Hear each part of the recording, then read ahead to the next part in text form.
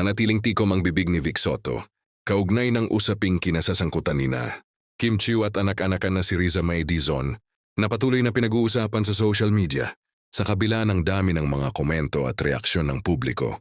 Pinili ng Batikang TV, host na huwag nang magbigay ng anumang pahayag na maaaring makadagdag pa sa kontrobersya.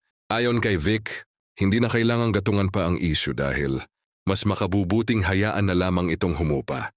Para sa kanya, ang mas mahalaga ay ang patuloy nilang pagtupad sa kanilang tungkulin bilang mga host na maghatid ng saya at taliw sa mga manonood.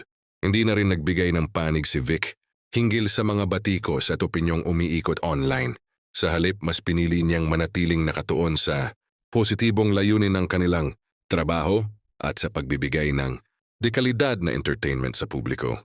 Dahil sa kanyang naging tindig, marami sa mga netizen ang nagpahayag ng paghanga sa kanyang pagiging mahinahon.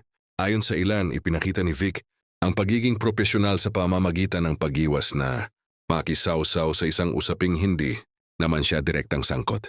May mga tagahanga rin na nagsabing tama lamang ang naging pasya ng tinaguriang bossing na huwag nang magbigay ng dagdag na komento.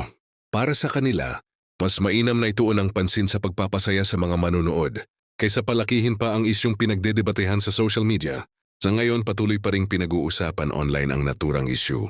Gayunman, umaasa ang marami na tuluyan na itong humupa sa mga darating na araw. Habang ipinagpapatuloy nina Vic Soto at ng iba pang host ang kanilang layunin na magbigay ng saya, inspirasyon at positibong entertainment sa kanilang mga manonood.